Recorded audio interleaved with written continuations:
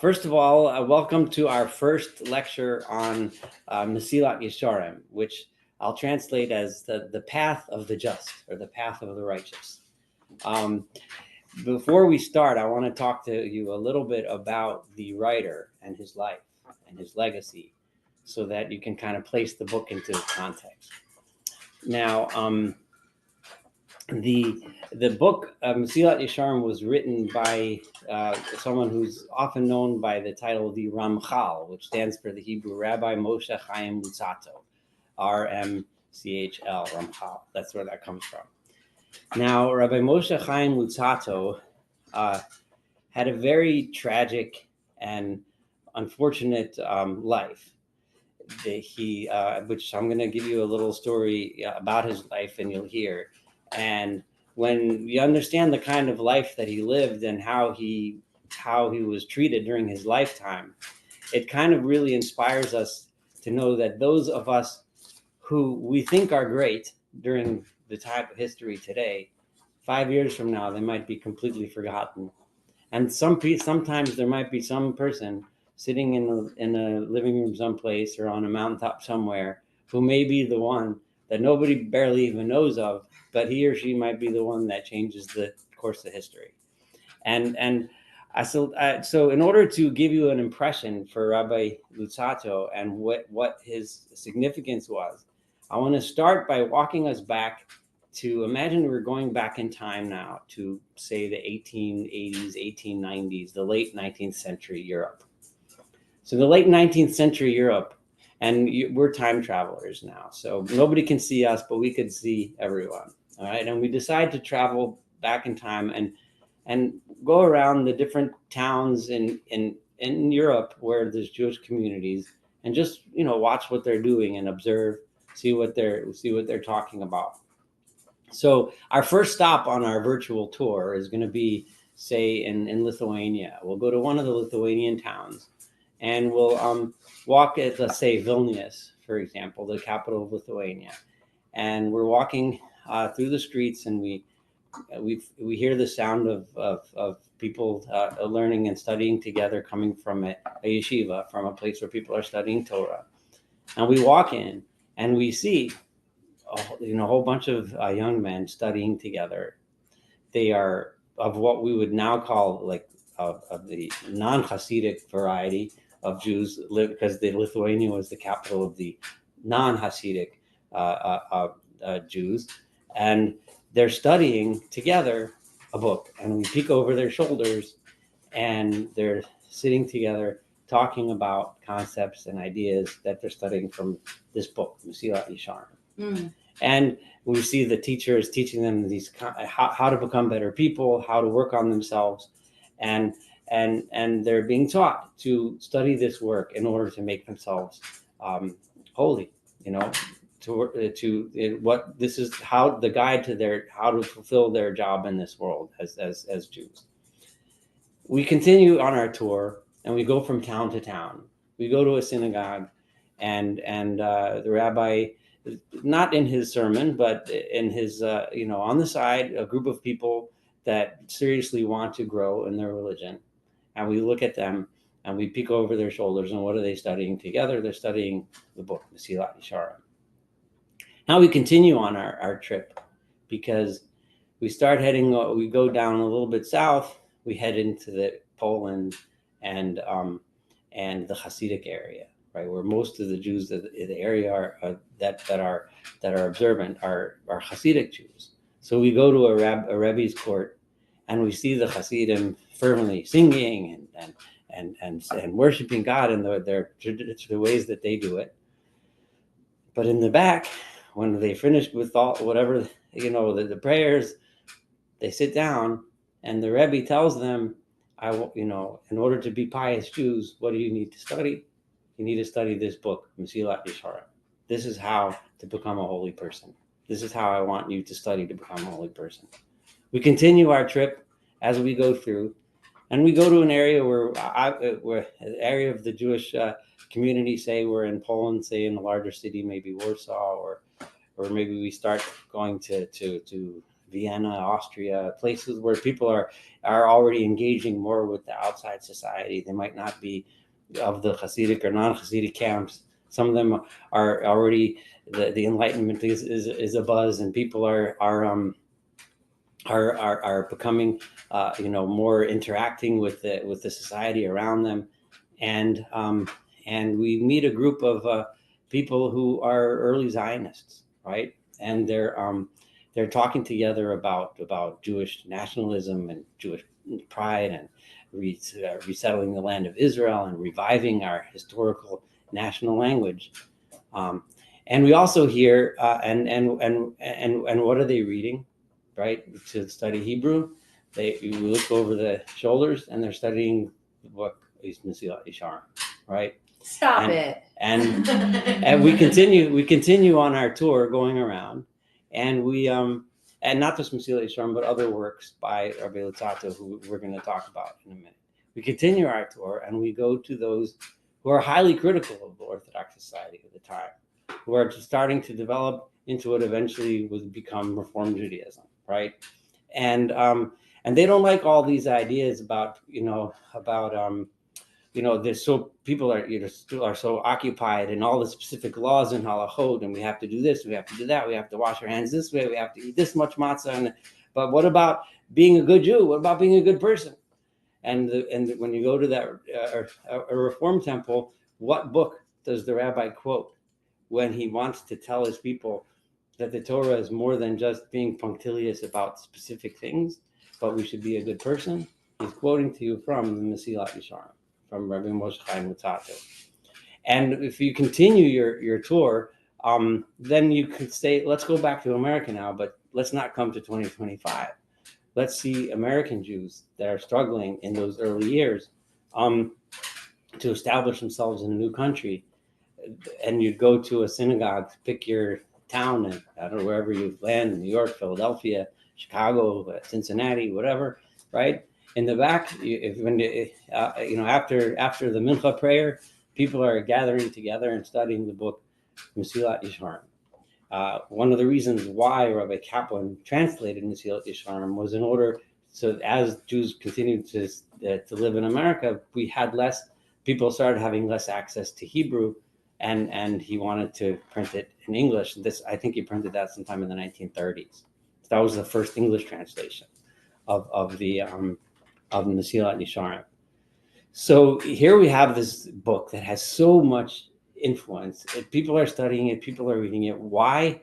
One would think that Rabbi Luzzato must have been this great man. He must have headed this huge institution, or he was a rabbi of this great community of thousands of people, and everything, right? And you try to imagine in your mind what he looked like. I don't know, what are you imagining?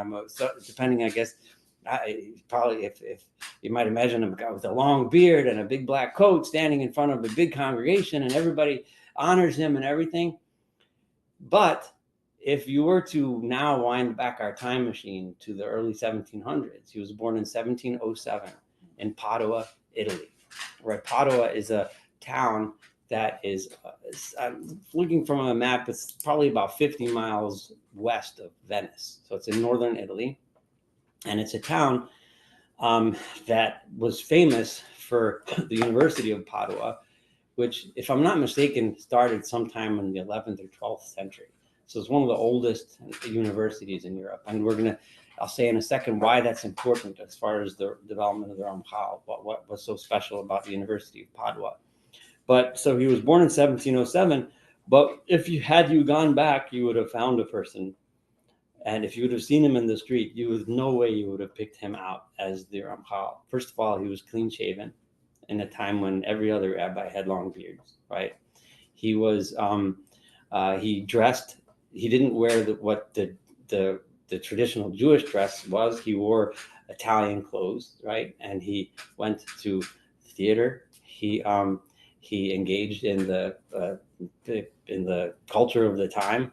He spoke 6 languages. Wow. He was, but at the same time, he was a Torah scholar of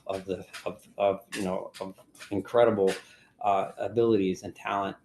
and he would his main group of people that gathered around him to study were the university students, Jewish university students. The University of Padua was the only university in Europe that accepted Jewish students. Oh, wow. So Jewish students came from all over Europe to study University of Padua, mostly to become physicians, right?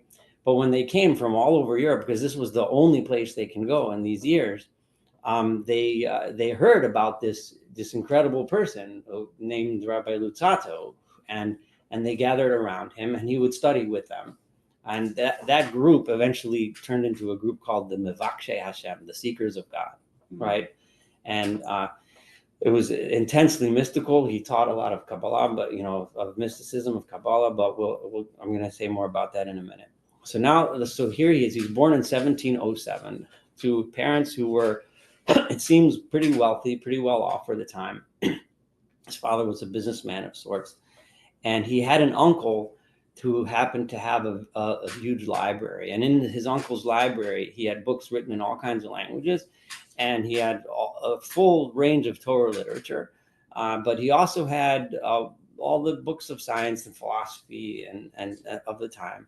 And by the time he was 12 years old, he basically devoured his entire uncle's library. So, and at that point, the rabbi of the town, who's a well-known rabbi, whose name was Rabbi Yoshua Mordechai Bassan, heard about this prodigy, this child who was 12 years old, and he took upon himself to teach him. So Rabbi Bassan and two others, Rabbi Yitzchak Cantarini, who was another rabbi, who he was his teacher in general knowledge, in mathematics and in philosophy and in literature. And then there was another a Kabbalist named Rabbi Binyamin ben Achiezer HaKohen, who was a Kabbalist who lived there in Padua, who also took him under his wing and taught him Kabbalah, taught him mysticism, mostly Lurianic Kabbalah. So by the time he was 15, right, he had published his first book, right? Written his first book, I don't know, published, and he was 15 years old, and this book was a summary of all of the Kabbalistic writings of Lurianic Kabbalah. That's the Arizal. Rabbi Luria was known as the Arizal, was pretty much the made Kabbalah what it is today, made mysticism what it is today, and he had studied the entire corpus of Lurianic Kabbalah, and this 15-year-old wrote a summary of the entire corpus of Lurianic Kabbalah. Was he taken seriously at that age? Not quite yet, but people were starting to talk about this kid that was just incredible, that his knowledge was just beyond, you can imagine. But at the same time, he's also living in Renaissance Italy, and it's a time when culture is starting to it's becoming a thing in Italy. There's art, there's sculpture, there's theater, there's poetry, and in all different languages.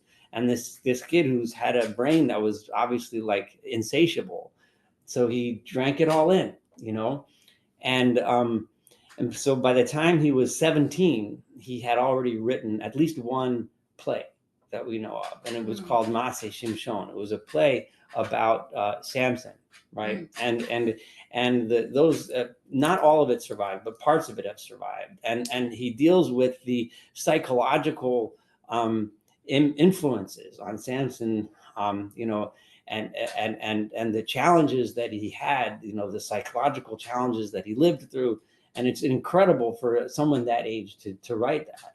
And it's clear from the play that he had obviously soaked in the theater culture of Italy at the time. And this is at the age of 17. Another one of his friends got married like a year or two after that, and he wrote another play. I forget the name of the play, in honor of this friend's wedding. So here he is, and by the time he's 17 now, this group of students had gathered around him, and were studying with him, and eventually became like a 24/7 thing where there was always students there studying. Like they took rotations, and he would. And this continued, and Rabbi Bassan, who had left town, remained in contact with him, and remained supportive of him and his studies. But by this time he had long surpassed whatever his original teacher had to offer him. So when he hit the age of 20, it was when the controversy started to happen. At this point, he's still not married, which for that time is unusual for a 20-year-old, especially in the Jewish world. But so when he hits the age of 20, he writes and he speaks to his inner circle of students that he was visited by a Maggid. A Maggid is where it means literally means a speaker or a teller, which in this period, this Kabbalistic period, there were several Kabbalistic thinkers and scholars who write of being visited by a Maggid, some sort of like supernatural being who told them like secrets of the Torah or secrets of mysticism and so on. Exactly what this was in some sort of a trance that they worked themselves into, and so some of the students that gathered around him had written, the wisdoms that were being revealed by this Maggid. This phenomenon of a Maggid was most famous was Rabbi Yosef Karo, who was the writer of the Shulchan Aruch. He was one of the most famous mystics that also speaks of being visited by this Maggid. It's like a level that they would reach when they were so intensely involved in their worship and study that they would get to this point, right, of being visited by this Maggid. So here's where things started to go downhill. At this point, he's also still single. And when I say downhill, I mean in his relationship with the rest of the Jewish community. So now we have to go back to a little bit of historical background. At this time, this was less than a century after the huge debacle of Shabbatai Tzvi. Shabbatai Tzvi was a false messiah that had occurred less than a century prior. And Shabbatai Tzvi also claimed all these mystical and spiritual things, and also used the mysticism and Kabbalah to support his movement. And after that he apostatized, he converted to Islam, and his movement fell apart, and the hopes of the people were dashed, and the disaster and ruin that came in the wake of Shabbatai Tzvi was so dramatic that the most of the rabbinic leadership were sick and tired of this mystical nonsense, right? And it's one thing if you want to study mysticism by yourself in your room and you don't bother anybody. But if you start making all these lofty claims and ideas immediately, and there were actually groups of people that still claimed, and not claimed, that were still believing that Shabbatai Tzvi was going to come back, and there was still Sabbateanism was still a thing, right? This is 100 years later. I mean, so the rabbis were extremely angry about anyone, and would crack down on anyone who would do that. So there was all these decrees. You're not allowed to study mysticism until you're 40. You're not allowed to teach mysticism in public. You're not allowed to, right? There was all kinds of decrees trying to crack down on mysticism. So what happened was there was a student who had come from Lithuania to study in the University of Padua. Eventually became, his name was Yekutiel Gordon. And he started to study with him in that small group. And he was totally wowed and amazed by what he had seen. And he wrote a letter home to Vilna, which was already emerging as the capital of Jewish scholarship in that region. And he wrote a letter extolling this great rabbi and teacher that he met and he studies with. And he wrote about this Maggid, right? And immediately the reaction, he expected everyone to be wowed. But instead of wowed, the rabbis in Vilna got extremely nervous. Uh-oh, here's another guy, right? We're going there again. So they even though, as far as we know, no one has ever produced any evidence that he was a Sabbatean, right? But and when you read his works, he's a mystic, but not a Sabbatean. Wait, is a Sabbatean a false prophet? Yes, basically. Okay. Well, a Sabbatean is someone who believes in Shabbatai Tzvi, in the Sabbatean. Oh, right. Right? Believes that Right. the other fellow was. Yeah, that he was the Messiah, and and they had all kinds of mystical whatever ideas and things to justify their belief in him as the Messiah, that he's going to come back from all kinds of stuff. Mm. So they wrote letters to the rabbinical leaders of Venice, which was right near Padua, and they started, and then the rabbis of Venice eventually started, and then there's a rabbi named Rabbi Moshe Chaim, who was a rabbi in Jerusalem at the time, who came to visit there, and he when he heard about the rabbi, the Ramchal, he went to town and he started totally attacking him and calling him a Sabbatean, and they made him swear not to teach in public, made him swear not to teach his students. And then once that happened, as you can well imagine, and this happens today, the criticism became personal. So, who is this guy? How could he teach Kabbalah? He doesn't even dress like a Jew. How could he teach Kabbalah? He doesn't even have a beard. How could he teach Kabbalah? He teaches to the students.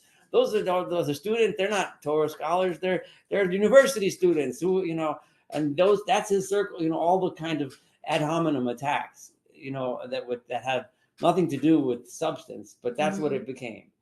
So he ended up, and he's single. He doesn't have, that starts all kinds of rumors. He doesn't have a wife. He's 20 at this time? And he's Early like 20, 21, 22. So he's suffering from these attacks. Meanwhile, he's writing. And among the things that he writes, it becomes apparent his abilities in writing the Hebrew language are spectacular. So what happens is, during this time, I told you about the plays. He's writing poetry. He wrote a book where he wrote psalms in the style of King David.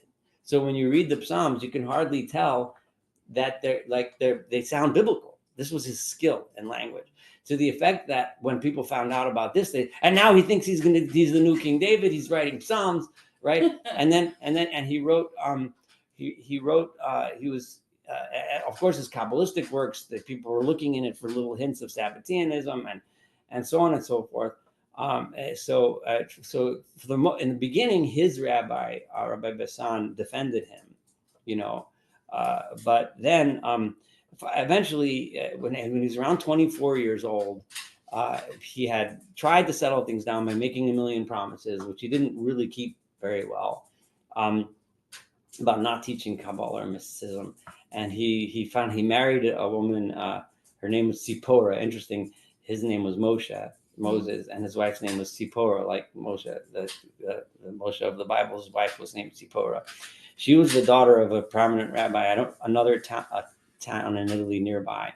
So that rabbi supported him. Anyway, so by the time he's 24 years old, he writes a book in which he defends himself, right? And he takes the book against all of these attacks.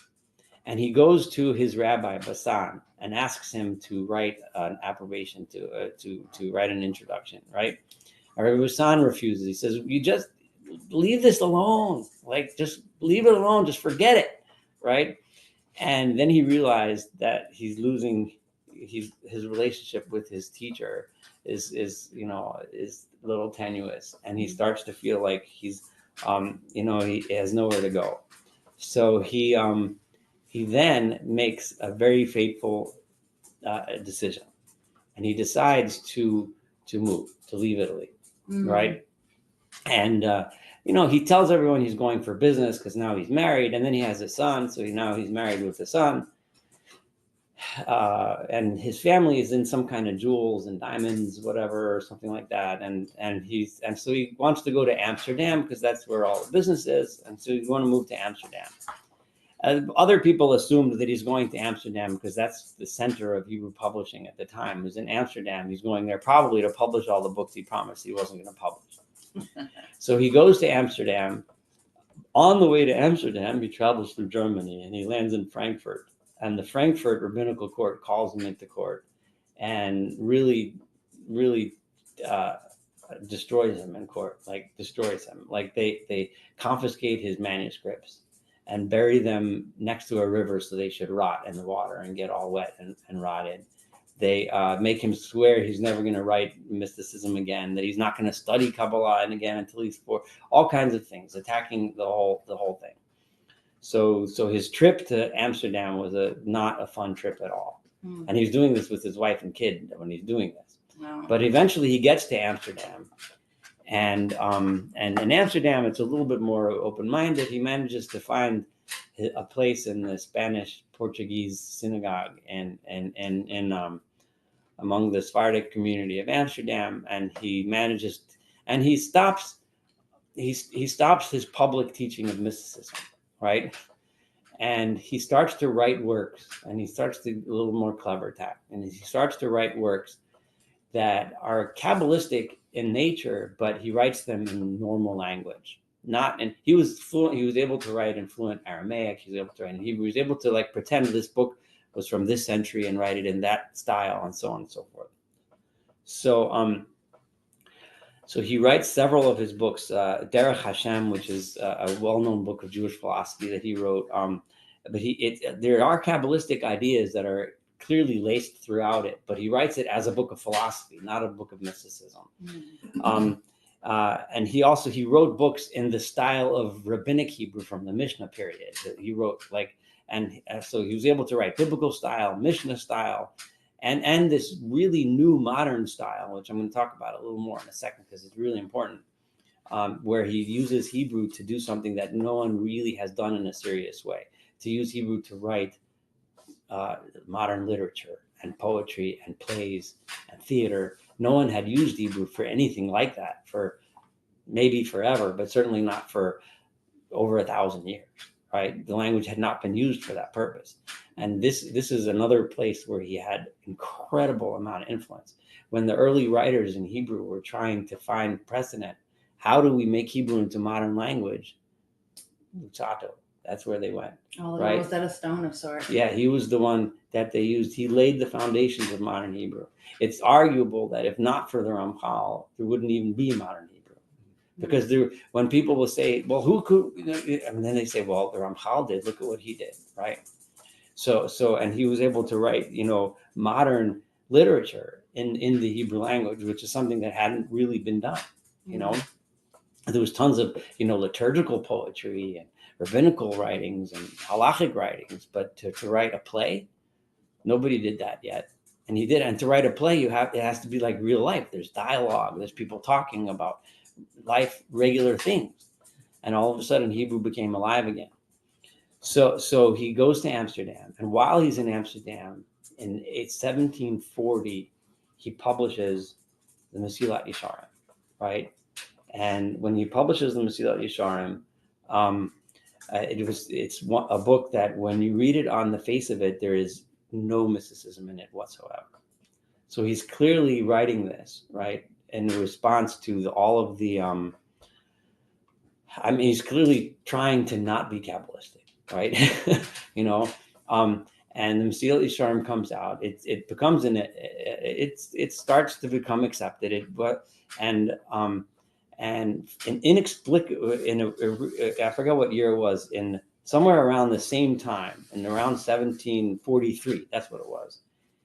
When he's not even, he's what, like 30, 36 years old. He still just has a wife and one son, right? He decides to leave Amsterdam, which is then the world capital of everything, business, culture, pretty much everything. Certainly, Jewish culture and publishing was one of the main centers. He leaves there, and he had several years of quiet where he was productive, and he wrote magnum opus, what we're about to start to study. He decided to leave for Israel, right? And he moved to Akko, or Acre, the city of Acre, Israel. And at time, to say it's a backwater in the Jewish world would be an understatement. It was a small old Jewish community of Akko, and nobody, and it's assumed that most biographers understand that he just wanted to go back and study his old mysticism. He was sick and tired of playing this game. He just wanted to be himself. And then we hardly hear from him for about 3 years. And unfortunately, in 1746, there was a plague. I don't know what the disease was in Akko, which decimated the community there. And he, his wife, and his child died in the plague. He was 37. He was in the upper 30s. We have to calculate it out. He's very young. 1740. So he'd have been about 38, 39 when he passed away. So he passes away. And interestingly, for a long time, there's 2 graves in Israel that claim to be the graves of Rabbi Moshe Chaim Luzzato. One is in Tiberias, which is a total fraud and completely bogus. In Israel, there's lots of places where people say, "Oh, this is the grave of Rabbi so and so," and then here's a donate a few dollars and change and say a special prayer here, and you'll have something magical will happen to you tomorrow. And a lot of these places are completely baloney. I mean, some are real, but many are just, some guy decided, I need to make some money. What am I going to do? So I'll make a grave in my backyard. And, and then all the pilgrims will come and they'll throw change in there. And I'll make a little synagogue, but meanwhile, I'll make a living, So the one in Tiberias is total baloney. But there has been found more recently in a graveyard in a small village near Akko, where they did find his real tombstone where he's actually buried. And so here he is, he passes away, persecuted wherever he went. Yeah. And then suddenly, this book, the Mesilat Yesharim, is bouncing around, and people start to realize what a gem this is, and how and interestingly, I'll end my little introduction of the Ramchal with a statement that Rabbi David Cohen was the student of Rabbi Abraham Isaac Kook, who was the first chief rabbi of Israel, who's usually people often call him the father of religious Zionism, but he was a great rabbi early 1900s, and he had a great student named Rabbi David Cohen. Rabbi David Cohen's son, Rabbi Shar Yashiv Cohen, was the chief rabbi of Haifa, and I actually was ordained by him. That's where I was a rabbinic ordination from.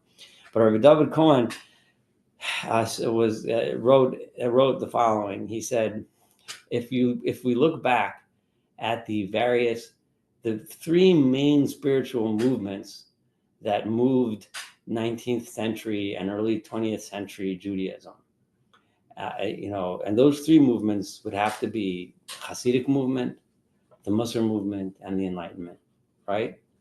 He's not here to be pro or con any one of the three. It's just a fact, right? Hasidic, Enlightenment, and what else? And the Muslim movement. Right? Oh yeah. And he says, and the Ramchal is the guy who kicked off all three. So sorry, I probably missed this, but the Ramchal is that Luzzato? Is Rabbi Luzzato? Okay. Yes. Right. So, and that's pretty spectacular if you think about it, right? You have this one man who died literally as an unknown. We barely even knew where he was buried in a plague at the age of 38, in a time when nobody was interested. Not only were they not interested in his books, they were banning his books, burying his books, burning his books, banning him as a person, and so on and so forth. And because of the greatness of his work and his writings, he was one of the most influential people in the history of our religion. What happened that all of a sudden people started taking notice? Was there one thing or a multitude of things? It's just the power of his writing. Okay. And that's what we're going to find when we study together. Right? Well, I think it's the power of his writing, but it's also the historical context, because they weren't ready to receive what he wrote during his lifetime, because you were explaining the Renaissance and all of the backdrop of the Kabbalah, the criticism that he was getting for even engaging in that type of discussion. So they shut him down. And I think that after he passed, there was an opening in history and space where people could be open to those kinds of things. Yeah, absolutely. No, you're right, 100%. And it's just remarkable how all of the people who persecuted them, we barely even know who they are. I mean, but here he's like one of the true heroes. He changed the face of Judaism, and no matter what stream of Judaism you're part of, from all the way on the right to all the way on the left, Mesilat Yesharim is valued for its incredible, the incredible power of this book, and that's what we're about to study. Yeah, I like that. and that's one of the things. It just really makes it beautiful. So I was saying before, I'm gonna start, and we all have. I always will read the Hebrew, and I'll translate. And we all have different translations in front of us, so that it's good if somebody translates things differently. If we're searching for words, we can see the differences among them, and we can all contribute that. But the original style of the book was written as what's called as a vikuach, as a discussion. He wrote his first manuscript as a discussion between a chacham, a wise man, and a chassid, a pious man. He then scrapped that manuscript and rewrote it in what's called the thematic version, and that's what was published in his lifetime, right? And that's the one that we all have in front of us, is the thematic version. In the early 1990s, when the Iron Curtain came down, when scholars finally had access to the vast amount of manuscripts that were being held in various Russian libraries, right? Somebody found a manuscript in the Ramchal's own handwriting, right, signed by him, in which they found his original version, which he scrapped and didn't publish, right? And the version that I have here actually has both versions published in here. But just that you should know, I'm going to study from the one that he published in his lifetime, because he chose this to be the one, and this is the one that's most popular. Now, I know I do want to, now that I told you a little bit about who he was, there's so much to say about the book. And for the most part, I promise from here on in, 99% of what we do is going to be what he says, not what I say. But I do want to say a little bit in advance. There's so much to say. And we're going to learn as we stick together and learn through it. There's going to be so much for us to talk about. But one of the things that makes this book so special is the goal of the book is to bring us to holiness, right? That's the goal. And just it sounds like simple, but if you think about that for a minute, what he was arguing here is something which is truly revolutionary, because he was telling you, if you take this book, no matter who you are, you read this and you go through the process that I'm advising, you can become holy, right? And that's revolutionary, right? Because until then, who's holy? He's holy because, his father was a rabbi and his father was a rabbi and he has a long beard and he's sitting up in front, so he could be holy. But me, I'm just a guy. I'm a shoemaker. But what the Mesilat Yesharim did was he gave access, and he specifically wrote it in a language that anyone that could read Hebrew can understand, right? He didn't pick a Kabbalistic language. He didn't give mystical concepts. He wrote it in, obviously you have to read Hebrew. That's the language he chose to write it in. But it was written deliberately in a style that anyone could understand it. So that's something that's remarkable about this book, and that's really what made it so special. So let's start, and I'm going to begin from the Hakdama, the introduction. Okay. Can I ask a question really quick? Sure, of course. So, since it was written in Hebrew, and yet it was approachable, and it was in a language that style that would have been understandable to anybody who speaks Hebrew, was his intended audience to be just Jewish people, especially since the whole goal of it is to attain holiness and to be holy, or was he open to writing for secular people too? Well, you're contrasting between Jewish and secular, which is a contrast that didn't exist in his time, right? Maybe Jewish and Christian, or Jewish and Muslim, right? But there was no such thing as secular as a group. Like nowadays, you can be Jewish and religious, or Jewish and secular, or Jewish, or all kinds of streams. There were no streams yet then. There were different customs and different places and different things, but there was Jewish. And whether or not, clearly his audience was Jews, right? This was designed to teach Jews how to live as a fulfilled, holy Jew. But there's no question that there's value for anyone to read this. And you'll come to that conclusion on your own. I don't think if you asked him back then, are you writing for, I think it's hard for me to imagine that he would even imagine that a Christian would be at all interested, that would even be a remote audience to him. I don't think that's like a thing, but there was no such thing then as secular, right? Everyone was, at least said they believed in religion, whether they actually did or I have no idea. There probably were some atheists around, but for the most, but the world then was divided by what religion you had. You were a Jew, you were, for the most part in his area, you were a Jew or a Christian. You go a little south, you could be a Muslim, but that's it, Does that answer the question? Yeah. Okay. Thanks. We're going to come across things that might not necessarily speak to you in 2025, because remember, we're backing up, a couple hundred years. But if you really think about it, you'll see everything speaks to us in 2025. So he starts with Omar HaMechaber. Do you have that? If you don't have any Hebrew, that's fine. I'm going to translate its thing. So if you have just English in front of you, and if it sounds a little different, then that's good. Yeah. Okay. But Omar, the author states as follows. Okay. Hachibur hazeh, this work, Lochi bartiv lelamed levnei adam et asher lo yadu. I did not write this book in order to teach people what they don't know. Ela lahazkira mata yadu alam kvar. I'm here to remind them of things that they already know.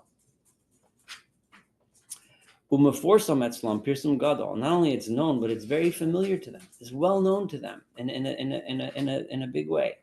Kilo timtza berov devarai. In most of the things that I'm going to write, you're not going to find dvarim, only things sherov bnei adam yodim osam. I'm going to tell you the obvious things that most people already know. V'lo mitapkim b'hem klal. They don't even have doubts about them. They're clear. It's clear to them what I'm writing. Ela shekefi rov persumam. However, according to how great, as much as they're greatly publicized and well known, and as much as the truth of these ideas are revealed and everyone knows them, so to the same extent, people forgetting about them and ignoring them is so common. People forget about it so much. Okay. Al kain, therefore,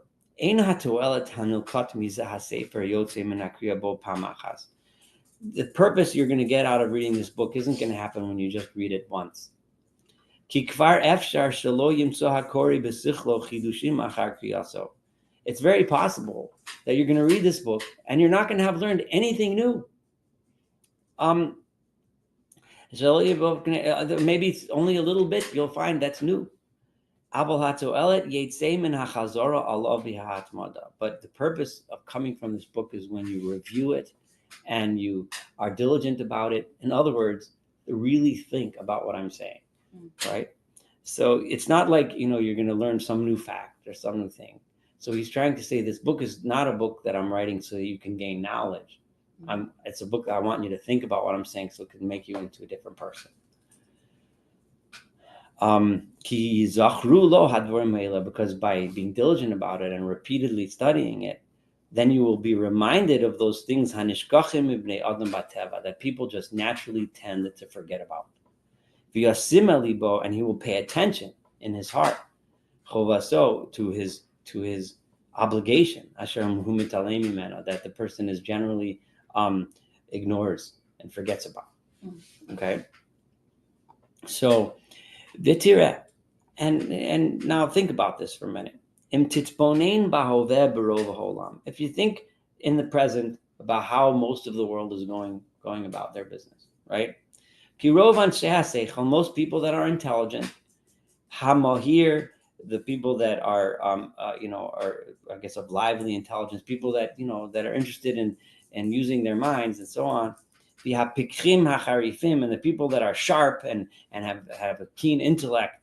Yasimu rov hitbonenam. What do they spend their time studying? They spend most of their time thinking, v'histaklusam, and searching or looking into b'dakut hachachmot v'omek ha'yunim. They're looking in the specifics and the profound ideas within all these various topics of study, right? Ish. I think somebody wants to come in. Okay. I'm gonna let my cat in, Leslie, and future. Yeah. So each person will, according to what his own mind it leads him to do. If you're interested in this kind of material, if you like history, you'll be reading history. If you like this kind of material, you'll be reading that.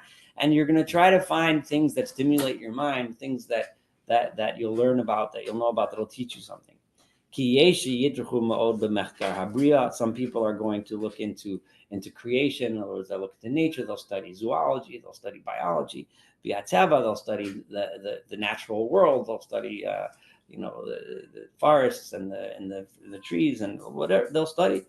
And some others, some will look into engineering and building and so on, because that's where their mind leads them. Others will go into other types of fields, other types of trades that interest them, and they'll study the nuances of those trades.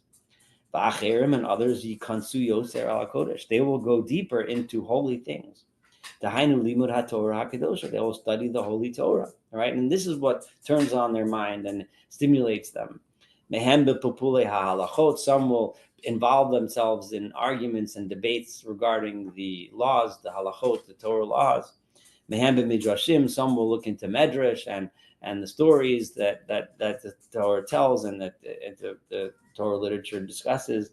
Mehem, the Piskei Hadinim, some are going to look into practical law, like as to, how do I keep this or how do I do that? There are very few that are of the type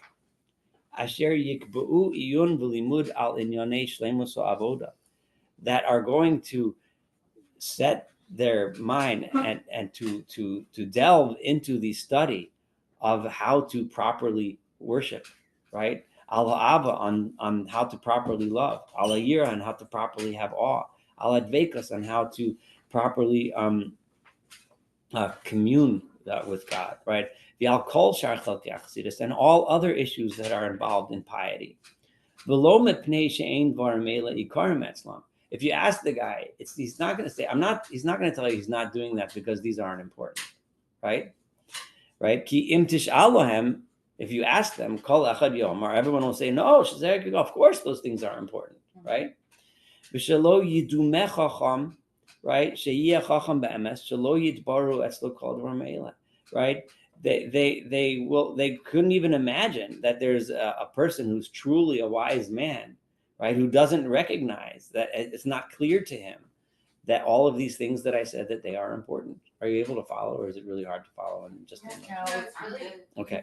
Yeah, it was me catching up after. No, it's fine. Okay, Thank you. okay. I just want to, because I know my translation is going to be different. So if you have other insights, please fill in, because we're all using different translations. But you can see, even when you read the English, you see how it's not written in a style. Like you sometimes read a philosophy book and say, what in the world? Is he trying to teach me something? Or is he trying to teach me how I don't have a good vocabulary and I don't understand whatever he's saying? No, but he's not doing that, right? At all, right? But they'll tell you that why is it that they don't spend time studying those things? Because everybody knows this. It's so simple. Of course, we're supposed to worship God and love God, and we're supposed to be good people and all. Yeah, but it's obvious. We know that already, right? They don't see any need to spend a lot of time delving into these matters. And the only so the only people that are left studying these kinds of books that teach us ethics, right?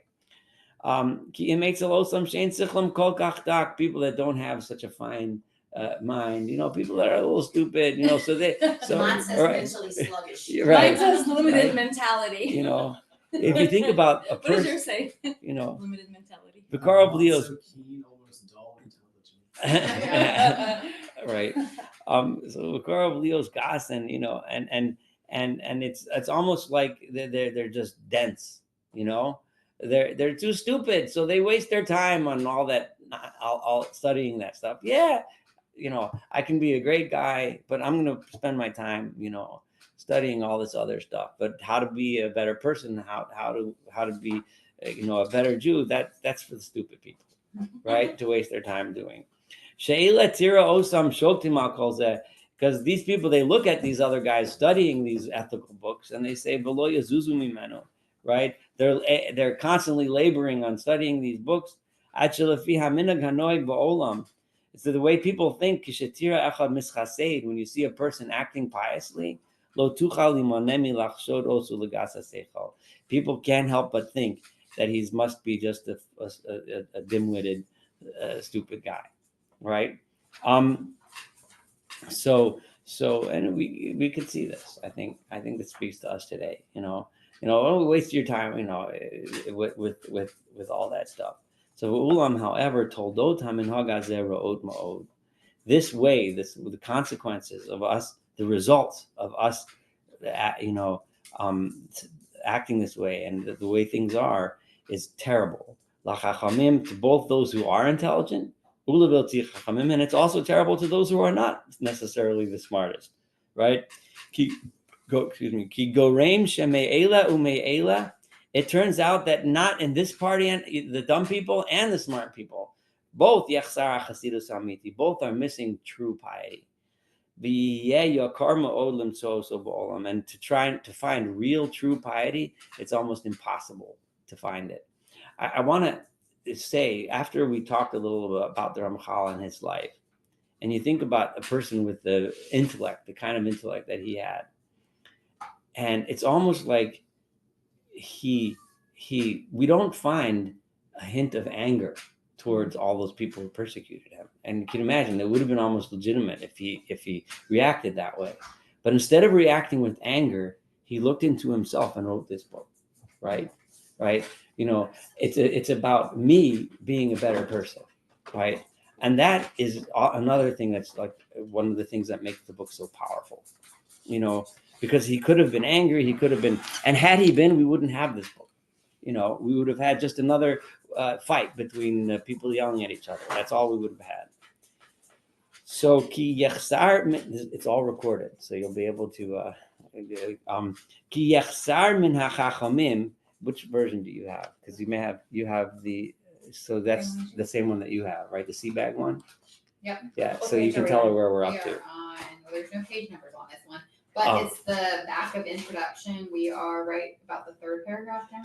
Okay, so what I'm doing is we all have different translations. So I'm reading the Hebrew and translating what you follow in your translation. And then if there's any, if you see something different, just tell me. Okay, and this way we can get the insight from all the different translators. So, ki yechsar min hachachamim. So why is it bad for both parties, both the intelligent ones and the unintelligent ones? Ki yechsar min hachachamim l'miut iyunam bo. Those that are intelligent, those that are educated, they're missing out because they're not studying these topics. They're not studying these ethical topics. And those who are not intelligent, not educated, they don't even understand what they're learning, right? So neither this party nor that party is on the right track. So it ends up that most people think that piety depends on how many psalms you recite, right? How many songs you sing, or how many, a person sitting in the synagogue. The more you say, the more pious you are, right? Right? Viduyim aruchim, and if you scream really loud and on Yom Kippur when you say the vidoy, I sinned, and you scream it really loud, so then you're on the right track. That's what makes you pious, right? Tomos kashim, or they fast a lot, right? Utvilos kerach v'shelag, or they bathe in snow and ice in order to put themselves through various types of physical pain to show how pious they are. Kulam dvarim, these are all things asher ein haseichel noch bohem ve'ein hadas shokta. Common sense doesn't find anything in this, any rest, and now true knowledge is just. It just doesn't make sense. It can't be that that's the piety that God wants from us.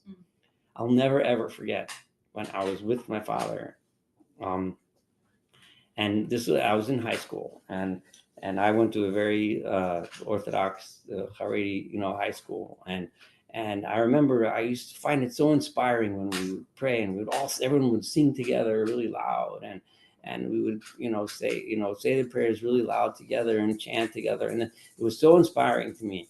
I thought it was, at least. And then I went with my father. He took me to a Hasidic synagogue. I don't remember what it was. And the same thing. And everyone was swaying back and forth and chanting together. And I'm sitting here thinking my head is all the way up in the heavens. And my father just looks at me and he says, do you think that God listens to you more because you scream louder? No. And all of a sudden it was like, and I'm not saying there's not anything wrong with thinking together with others. That's not the point. But you just have to really think, like, what does God really like? How do you get close to God? Well, and that's what this book is for, right? It's not about singing louder. It's not about saying more psalms. It's not about suffering and this, right? The true piety, that which is desirable and that which is beloved and beautiful. It's so far from what we can even imagine. We don't even know what it is, right? So on the one hand, he says, I'm teaching you things you already know. But on the other hand, true piety, we don't even know what it is because we think piety is something else. This is something so simple, right? Milsa de lo ramya le de inish. This is a Aramaic saying from the Talmud in Tractate Shavuot, when he says Milsa de lo ramya le de inish lavadaite. Something that you don't pay any attention to, it's not in your mind. If you don't study it, you don't read it, no matter how much you think you know it, you don't. It's not something that you're thinking about, right? So we have to pay attention to these things. Even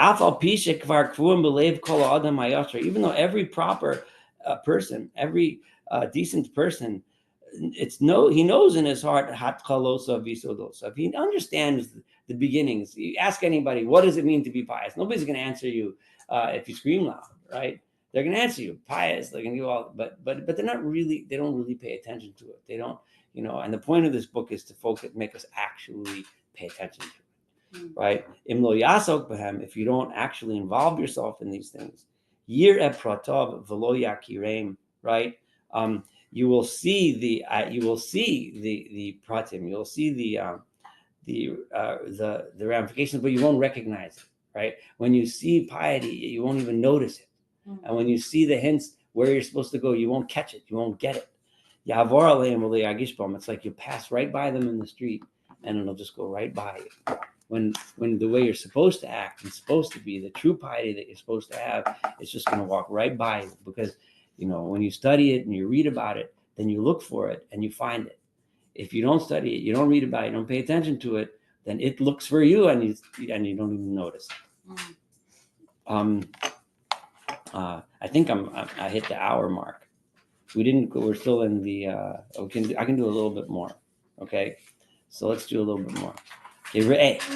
C, right? Take note. Ein divrei hachasidut, right? The ideas, the things which are involved in piety, right? I'm translating chasidut as piety. V'inyanei hayira, and the ideas of awe, v'ha'ava, and love, v'taharat halev, and purity of heart.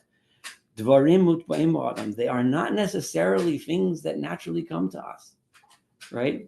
He's going to make the argument, and we can disagree or agree, and we can discuss that for sure, is that we're not naturally perfect, right? We have to perfect ourselves, right? Actually, they're not naturally inside of us to the extent that we don't have to make an effort in order to acquire these properties, these good properties. If we don't make an effort, we won't get there.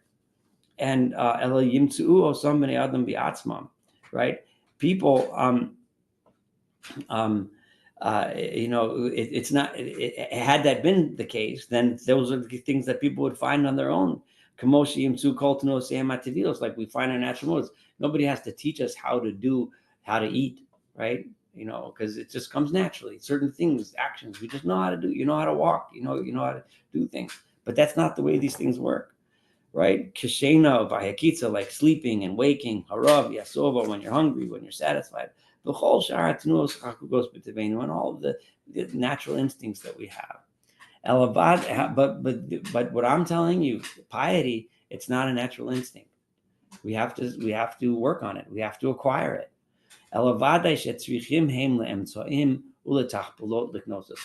You have to find means and ways and plans and strategies in order to acquire these ways. And there's no lack of things that are trying to keep us away from this path.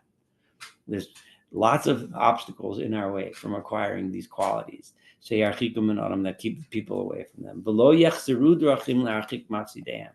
Right?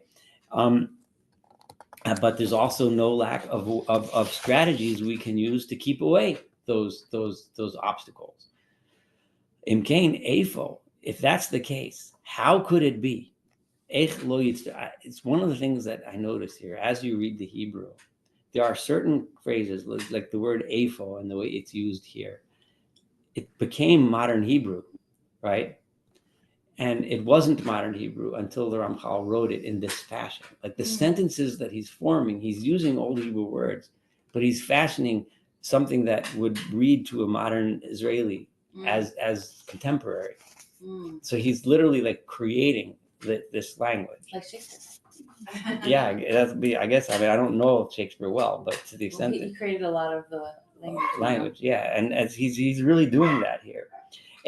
So therefore, right? How could it be? How could it be that we can just not need to spend time delving into this? To truly know how true these things are. And to really know pathways to acquire them and to fulfill them. How, from where will this wisdom come into the heart of a human being if he doesn't search it out? So if we don't search it out, we're never going to find it. We're never going to get it. We have to search it out. We have to get there. I'll stop here, but I just want to open the floor for comments about what we just studied together. Well, I think it was kind of intriguing when you said that his own original manuscript that he didn't publish was a discussion between a wise man and a pious man. Mm-hmm. So that's kind of, I think even my audience question relates to that, because it's like, what are we defining as a wise man and what is a pious man? If there wasn't secularism really, then would it be like a non-observant? Yeah, so like a wise man is the person who's wise. In other words, he might know a lot of stuff, right? And the pious man is the guy who's very pious, but he doesn't know a lot of stuff. So like he just set up that dichotomy without giving us the dialogue. He said you have those two people. You have the guy who's wise but is ignoring piety, and the guy who's pious but he's too either dumb or uneducated, or he's just ignoring true wisdom. And being pious, he's making the argument, requires wisdom, right? If you want to be pious, you have to learn what it means to be pious and actually be pious, right? You can't say, oh, I'm going to be pious, and so now I'm going to sit down and I'm going to pray this. I'm going to say these psalms. That doesn't work. That's not piety. So what is piety? Well, that's why I wrote the book, right? Right. Got a whole book to discover it. Yeah. But that was the dichotomy. To be honest, I'll be totally honest, I did not ever actually read, not from beginning to end, the dialogue version. I've studied Mesilat Yesharim, pretty much from high school age, because it was part of the basic curriculum in yeshiva. And so I studied it many times over the years, and I've grown with it. But the dialogue version, I look here and there, but I never really studied it. So I have to be completely upfront about that. Any other observations, comments, questions, what we did so far? So it's going to be, I'll send out a link to the group, because I'm going to post it's supposed to be a video, but my camera's not working. So it's just going to be audio, but it's going to be on my YouTube channel. Thank you. So I'll post it there.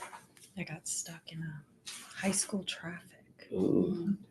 But I wanted to at least come in and Thank you. Okay, no, I appreciate you being here. hi, I'm Karen. Hey, Karen, it's nice to meet you. Yeah, we can all go And we around. can decide where we're yeah. going to do it next. Sounds good. Okay. And then Leslie's online. Yeah, Yeah, Leslie, do you Leslie. have any questions, observations? No. Okay. And this is meeting every other week? Every other Tuesday night. That's correct. And we'll do it at different houses. Oh, okay. So yeah. Is that an open invitation or? Well, it's that too. But Heck it's yeah, Leslie. Head book will travel. Okay, All right. let me know. Yeah, so so the next one will be on God willing on Tuesday. Let's see, May 13th, I guess, right? Yeah, and the time will be 6:30. Okay. Right. Okay. And if I know me, it's going to take us a couple years to go through the whole book. Thank you. Is that why you rescheduled our post-dinner date? No, well, we'll do that one. We'll have to reschedule. I'm going to stop the recording, but thank you so much Okay. for joining.